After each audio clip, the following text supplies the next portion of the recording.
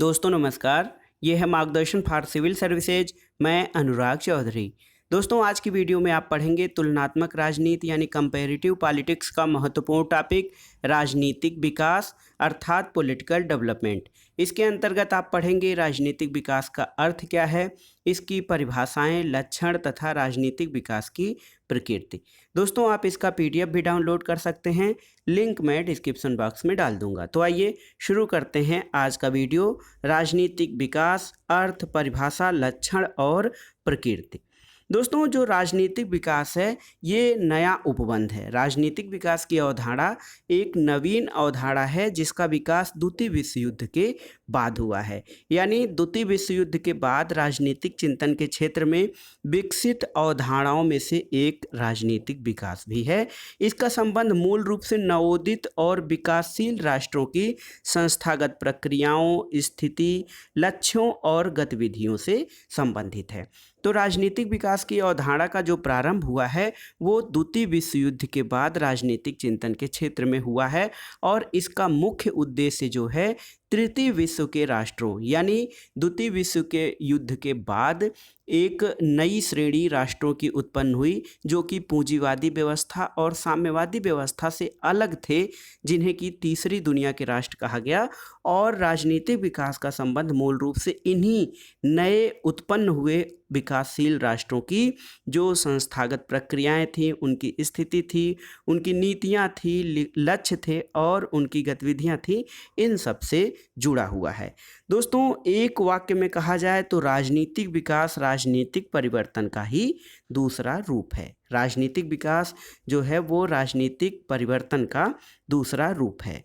इस संकल्पना यानी राजनीतिक विकास की संकल्पना का सूत्रपात सबसे पहले अमेरिकी राजनीति विज्ञान के अंतर्गत 1960 के प्रारंभ वाले दशक में हुआ था।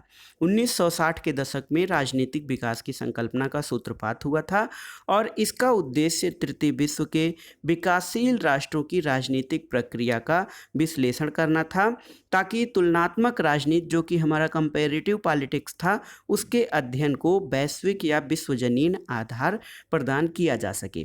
इस संकल्पना का सूत्रपात यद्यपि अमेरिकी राजनीति विज्ञान में हुआ था 1960 के प्रारंभिक दशक में, लेकिन इसका जो उद्देश्य था राजनीतिक विकास का वो ये था कि जो तीसरी दुनिया के हमारे राष्ट्र हैं, विकासशील राष्ट्र हैं, उनकी राजनीतिक प्रक्रिया कैसी है, क्या उनमें जो विकास का प्रारूप है एक समान है या विकसित राष्ट्रों के समान है, क्या उनका जो प्रारूप है अलग है, एक दिशा युक्त है यानी एक दिशात्मक है या बहुदिशात्मक है, एक आयामी है या बहुआयामी। इन्हीं के अध्ययन के लिए राजनीतिक विकास की अवधारणा का प्रारंभ हुआ था और कंपैरेटिव पॉलिटिक्स के अध्ययन में इसका प्रयोग इसलिए हुआ ताकि इन विकासशील देशों के राजनीतिक प्रक्रिया और उनकी गतिविधियों का अध्ययन करके जो कंपैरेटिव पॉलिटिक्स या हमारा तुलनात्मक राजनीति का क्षेत्र है इसको विश्वव्यापी बनाया जा सके। हालांकि जैसा कि आप जानते हैं कि पहले तुलनात्मक राजनीति का क्षेत्र अधिक से अधिक विकसित राष्ट्रों तक ही सीमित था या फिर यूरोपीय देशों तक सीमित था। जब इसमें तृतीय विश्व के देशों को जोड़ा गया या उनके अध्ययन को शामिल किया जाता तभी जाकर इसका आधार विस्तृत और विश्वजनीन हो सकता था। दोस्तों विकास क्या है उसके बारे में जानते हैं। तो डेवलपमेंट एक बहुआयामी विधा है। इसमें जीवन के प्रत्येक क्षेत्र में परिवर्तन होता है और एक प्रकार से ये परिवर्तन पिछले पीढ़ियों की अपेक्षा अग्रगामी होता है। विकास एक मल्टी डायमेंशनल प्रोसेस है और ये निश्चित लक्ष्यों के साथ एक विशिष्ट दिशा में परिवर्तन की गति होती है। एक शब्द में कहा जाए तो सामाजिक प्रक्रिया के किसी भी पहलू में बेहतर प्रगति या परिवर्तन का बोध विकास से होता है। तो विकास पिछले प्रक्रिया से या पिछले चरण से आगे की प्रक्रिया होती है, यह बहुआयामी होती है और निश्चित लक्ष्यों के साथ एक विशिष्ट दिशा में इसमें परिवर्तन होता है। और सबसे महत्वपूर्ण बात ये कि जीवन का कोई भी क्षेत्र, सामाजिक, आर्थिक, राजनीतिक, मनोवैज्ञानिक, सांस्कृतिक, कोई भी क्षेत्र इससे छूटता नहीं है। अब आइए देखते हैं राजनीतिक विकास के अर्थ और परिभाषा के संबंध में। तो दोस्तों, राजनीतिक विकास के अर्थ के विषय में कोई सर्वमान्य परिभाषा नहीं प्रचलित हो सकी है। इसका कारण ये है कि ये विभिन्न प्रकार की राजनीतिक प्रक्रियाओं और गतिविधियों का संयुक्त और संश्लिष्ट रूप है, इसलिए एक निश्चित अर्थ और परिभाषा इसका दे पाना संभव नहीं है। इसके व्याख्या के लिए हमें कई प्रकार के प्रक्रियाओं का अध्ययन करना होगा और उन सबको संयुक्त रूप से मिलाकर राजनीतिक विकास को परिभाषित किया जा सकता है। राजनीतिक विकास के अर्थ के संबंध में कुछ मतभेद हैं और इन मतभेदों का जो कारण है वो ये है कि जो विचारक रहे हैं उनका दृष्टिकोण अलग अलग रहा है, इसलिए राजनीतिक विकास का अर्थ या उसके संबंध में विभिन्न प्रकार के मतभेद पाए जाते हैं। ये मतभेद किस प्रकार के हैं, इनके बारे में आइए जानते हैं। पहला है, जैसे कुछ विचारक स्पर्ट, एमर्सन, लिप्सेट और कोलमैन तथा कटराइट हैं, ये राजनीतिक विकास को आर्थिक विकास की पूर्व शर्त मानते हैं। इनका मानना है कि राजनीतिक विकास जो है वो राज्य व्यवस्था की वह अवस्था है जो आर्थिक समृद्धि में सहायक है। राजनीतिक विकास शब्द का प्रयोग अनेक विचारकों ने इसी अर्थ में किया है, लेकिन केवल आर्थिक विकास की पूर्व शर्त के रूप में राजनीतिक विकास को व्याख्यायित करना, इसका एक पक्षी व्याख्या करना होगा। दूसरा ये है कि रोस्टोव जैसे कुछ अर्थशास्त्री हैं, उनका मानना है कि राजनीतिक विकास औद्योगिक समाजों की विशेष राजनीति है। गुन्नार मेर्डल और लर्नर के अनुसार राजनीतिक विकास जो है वो राजनीतिक आधुनिकीकरण का पर्याय है। और इसी प्रकार एक विचारक हैं बिंडर या बाइंडर, वो कहते हैं कि राष्ट्रीय विकास को राष्ट्रीय राज्य का प्रचालक या संगठक माना जा सकता है, यानी जो राजनीतिक विकास है वो राष्ट्रीय राज्य का प्रचालक या संगठक है। इसी प्रकार एक विचारक F.W. फ्रेडरिक रिक्स हैं, उनका मानना है कि राजनीतिक विकास को प्रशासकीय और कानूनी विकास के रूप में व्याख्यायित किया जा सकता है। डायच और फाल्स एक विचारक हैं, इनका मानना है कि राजनीतिक विकास को जन संचरण और जन सहभागिता के रूप में व्याख्यायित किया जा सकता है। दोस्तों, इन सब के बावजूद एक महत्वपूर्ण नाम आता है लुशियन पाई। लुशियन पाई का नाम राजनीतिक विकास की अवधारणा के विश्लेषण और विकास में सबसे अग्रणी और महत्वपूर्ण है। उन्होंने विभिन्न दृष्टिकोण के आधार पर राजनीतिक विकास को समझने का प्रयास किया और इसका वर्णन उन्होंने अपनी प्रसिद्ध कृति एस्पेक्ट्स ऑफ पॉलिटिकल डेवलपमेंट में विस्तार से वर्णन किया है। तो लुशियन पाई ने अपनी परिभाषा क्या दी है राजनीतिक विकास की, उसके बारे में आइए जानते हैं। तो लुशियन पाई की राजनीतिक विकास की परिभाषा है कि राजनीतिक विकास संस्कृति का विसरण यानी डिफ्यूजन और जीवन के पुराने प्रतिमानों को नई मांगों के अनुकूल बनाने, उन्हें अपने साथ मिलाने या उनके साथ सामंजस्य बिठाना है। लुशियन पाई कहते हैं कि राजनीतिक विकास जो है वो संस्कृति का विसरण यानी फैलाव है और जीवन के पुराने प्रतिमान जो पुराने ढर रहे हैं उनको नए मांगों के अनुकूल बनाना और अपने साथ मिलाना तथा उनके साथ सामंजस्य बिठाना है। लेकिन लुशियन पाई ने अपनी राजनीतिक संस्कृति की जो अवधारणा थी उसको सटीक रूप से व्याख्यायित करने के लिए जो विविधतापूर्ण परिभाषाएं या विविधतापूर्ण दृष्टिकोण प्रचलित थे विद्वानों में राजनीतिक विकास के प्रति, उनका 10 रूपों में वर्णन करके उनका खंडन किया है। जैसे कुछ विचारक ये मानते हैं कि आर्थिक विकास राजनीतिक पूर्वापेक्षा के अनुरूप में राजनीतिक विकास है, तो उसको भी लुशियन पाई पूरी तरह से राजनीतिक विकास नहीं कहते हैं। वो कहते हैं कि आर्थिक विकास को केवल किसी भी व्यवस्था के राजनीतिक विकास के रूप में नहीं व्याख्यायित किया जा सकता है। दूसरी मान्यता ये है कि एक मान्यता ये मानती है कि आर्थिक विकास जो है वो राजनीतिक विकास वो है आर्थिक विकास या औद्योगिक विकास की पूर्व शर्त है, तो इसे भी लुशियन पाई अस्वीकार करते हैं। और राजनीतिक आधुनिकीकरण के रूप में राजनीतिक विकास की एक धारणा है, जैसे सैमुअल पी हंटिंगटन, कोलमैन और लिप्सेट आदि राजनीतिक आधुनिकीकरण के समानार्थक के रूप में राजनीतिक विकास को परिभाषित करते हैं। लेकिन राजनीतिक विकास के संदर्भ में पश्चिमी शब्द, आधुनिक शब्द, इसमें भेद के कुछ आधार होने चाहिए और इस आधार पर लुशियन पाई राजनीतिक विकास को राजनीतिक आधुनिकीकरण का पर्याय नहीं मानते हैं। इसके अलावा राष्ट्र राज्य के प्रचालन के रूप में राजनीतिक विकास की जो धारणा है उसमें भी वो कहते हैं कि इस दृष्टिकोण में राजनीतिक आधुनिकीकरण राष्ट्र निर्माण के रूप में देखा गया है, लेकिन केवल राष्ट्र निर्माण को ही राजनीतिक विकास का पर्याय नहीं माना जा सकता है। इसके अलावा एक धारणा ये है कि प्रशासकीय और कानूनी विकास के रूप में राजनीतिक विकास होता है, तो ये भी एक संकीर्ण धारणा है। केवल अधिकारी तंत्र का विकास और कानून का नियमित प्रयोग ही राजनीतिक विकास को नहीं दर्शाता है। इसके अलावा जन सहभागिता और जन परियोजना के रूप में राजनीतिक विकास जो है ये सही तो है। राजनीतिक चेतना का जागरण, जन परियोजना और जन सहभागिता को राजनीतिक विकास से जोड़ा गया है। नए राष्ट्रों के राष्ट्र निर्माण और राष्ट्र के प्रति प्रतिबद्धता में सहभागिता बहुत ही महत्वपूर्ण होती है, लेकिन पाई या लुशियन पाई ने हमारा ध्यान जन सहभागिता के खतरों की भी ओर आकर्षित किया है कि जन सहभागिता से कुछ खतरे भी हो सकते हैं।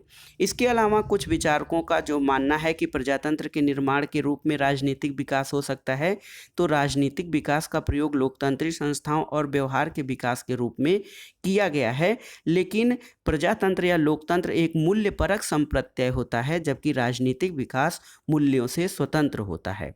अस्थायित्व और व्यवस्थित परिवर्तन के रूप में राजनीतिक विकास, कुछ विचारक ये मानते हैं कि जो किसी व्यवस्था का अस्थायित्व होता है वो भी राजनीतिक विकास का परिचायक होता है, लेकिन लुशियन पाई इसे भी अस्वीकार करते हैं।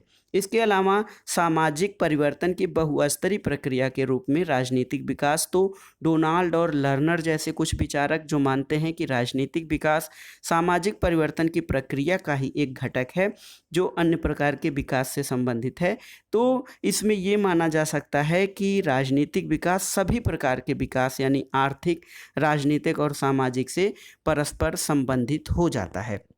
तो कुल मिलाकर जो विभिन्न प्रकार के दृष्टिकोण थे राजनीतिक विकास को परिभाषित करने के लिए, उन सब को समेटकर उनकी कमियों या अच्छाइयों को दर्शाते हुए लुशियन पाई ने अपने राजनीतिक विकास संबंधी अवधारणा का बहुत ही गहनता और विस्तार में वर्णन किया है। लुशियन पाई ने अपनी व्याख्या और विश्लेषण के आधार पर राजनीतिक विकास के 3 लक्षण स्वीकार किए हैं। एक है समानता, दूसरा क्षमता और तीसरा विभेदीकरण।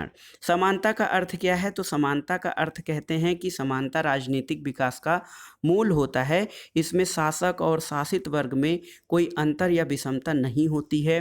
कानून की दृष्टि में सभी लोग समान होते हैं और जनता राजनीतिक प्रक्रियाओं और गतिविधियों में अधिक सहभागिता और सक्रियता प्रदर्शित करती है तथा जनता में समानता के सिद्धांतों के प्रति अधिक संवेदनशीलता आ जाती है। ये समानता का लक्षण होता है। क्षमता क्या है? तो क्षमता राज्य व्यवस्था की वह विशेषता है जिसके द्वारा वह सार्वजनिक मामलों और निर्णयों को और भी अच्छी तरह से निष्पादित करने लगती है। इसके अंतर्गत राजनीतिक मामलों का प्रबंधन, जनता की मांगों का निपटारा, राजनीतिक विवादों का उचित नियंत्रण, ये सारी चीज़ें शामिल होती हैं। यानी कोई भी व्यवस्था राजनीतिक मामलों का प्रबंधन कैसे कर पाती है, जनता की मांगों का निपटारा कैसे कर पाती है और राज्य और जनता के बीच जो राजनीतिक विवाद होते हैं उनका निपटारा किस प्रकार से कर पाती है, ये राजनीतिक व्यवस्था की क्षमता को दर्शाता है। विभेदीकरण का तात्पर्य यह है कि राजनीतिक प्रणाली के विशेष कार्यों को संपन्न कराने वाली कई प्रकार की संरचनाएं होती हैं।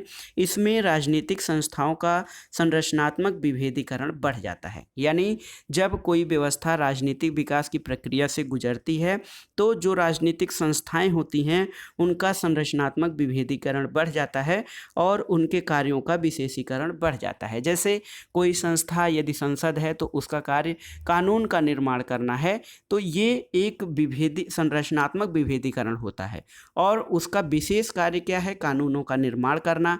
कार्यपालिका का निर्माण होता है कानूनों को लागू करना और न्यायपालिका जो है उसका जो कार्य है कि कानून तोड़ने वालों को दंड देने की व्यवस्था करना।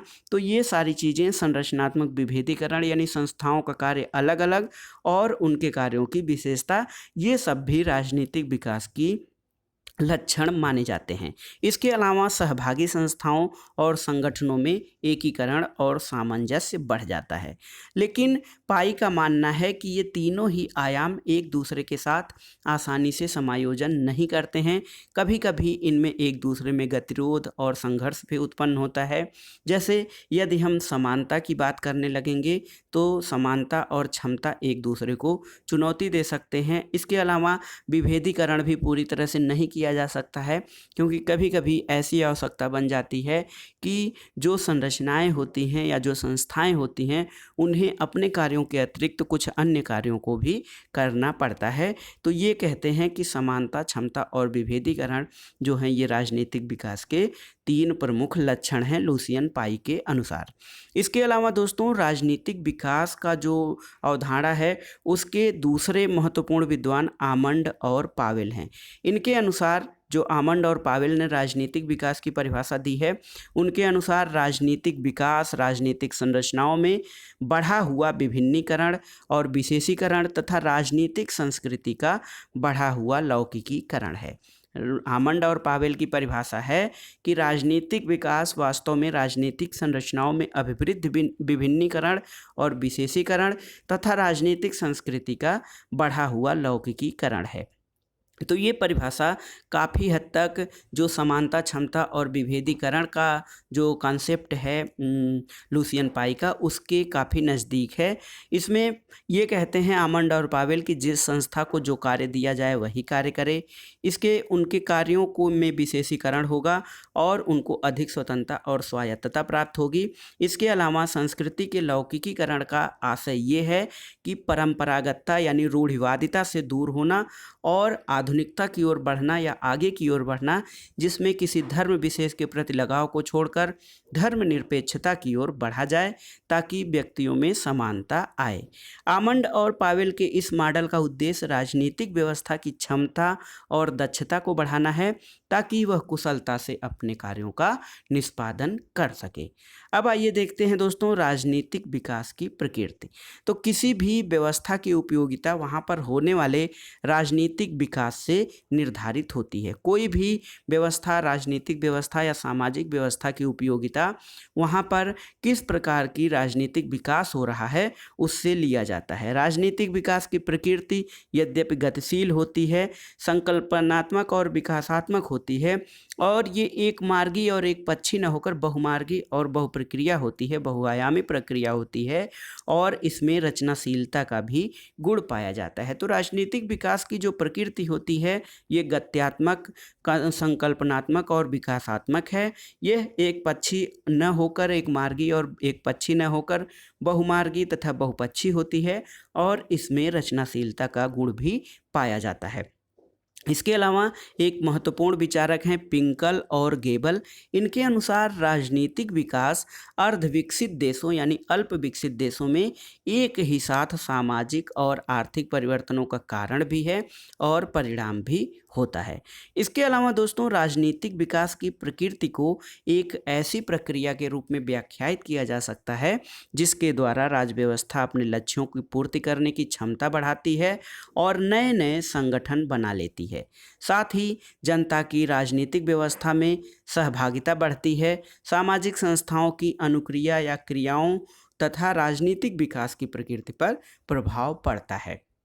तो ये था आज का वीडियो। इसमें आपने देखा राजनीतिक विकास क्या है, राजनीतिक विकास का अर्थ क्या है दोस्तों, लुसियन पाई और आमंड पावेल द्वारा राजनीतिक विकास की परिभाषाएं क्या दी गई हैं और इसके अलावा राजनीतिक विकास के प्रमुख लक्षण कौन कौन से होते हैं, आपने इसके बारे में विस्तार से पढ़ा। इसका दूसरा जो भाग होगा राजनीतिक विकास, काफ़ी लंबा चैप्टर है।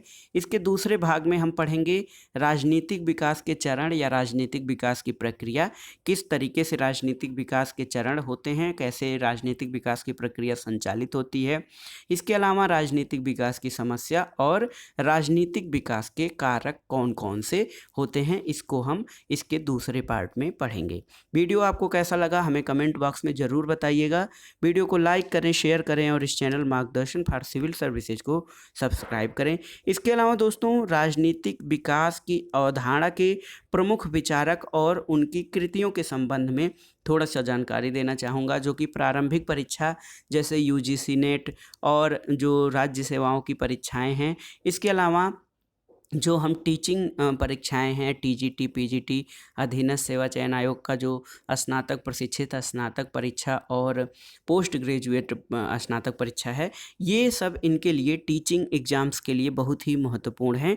तो लूसियन पाई की बुक है aspects of political development, Almond Powell की बुक है comparative politics development approach, Coleman या डेविड कोलमैन की पुस्तक है modernisation politics aspect political aspects, और एफ.डब्ल्यू. रिक्स की जो पुस्तक है the ecology of development, Eisenstadt की जो कृति है ट्रेडिशन चेंज एंड मॉडर्निटी, इसके अलावा आर्गेंस्की की पुस्तक है stages of political development, Edward Shils की पुस्तक है political development in the new states. बहुत ही महत्वपूर्ण पुस्तक है दोस्तों, और ये सभी विचारक जिनका हमने नाम लिया, लूसियन पाई, आर्मंड पावेल, कोलमैन, रिक्स, मायरन वीनर और आइजनस्टाइन, आर्गेंस्की और एडवर्ड सिल्स, ये सभी जो है राजनीतिक विकास की अवधारणा को या राजनीतिक विकास पॉलिटिकल डेवलपमेंट की प्रक्रिया को समझने के लिए, उनके विकास के लिए ये सभी विचारक बहुत ही महत्वपूर्ण हैं। और चूँकि लूसियन पाई राजनीतिक विकास का जो अवधारणा है उसका काफ़ी गहनता से विश्लेषण करने के लिए प्रसिद्ध है, और राजनीतिक विकास शब्दावली का प्रयोग भी लूसियन पाई के द्वारा ही किया गया था। तो दोस्तों ये था आज का वीडियो आपको कैसा लगा हमें कमेंट बॉक्स में ज़रूर बताइएगा। वीडियो को लाइक करें, शेयर करें, और इस चैनल मार्गदर्शन फॉर सिविल सर्विसेज को सब्सक्राइब अवश्य करें। वीडियो देखने के लिए धन्यवाद। नमस्कार।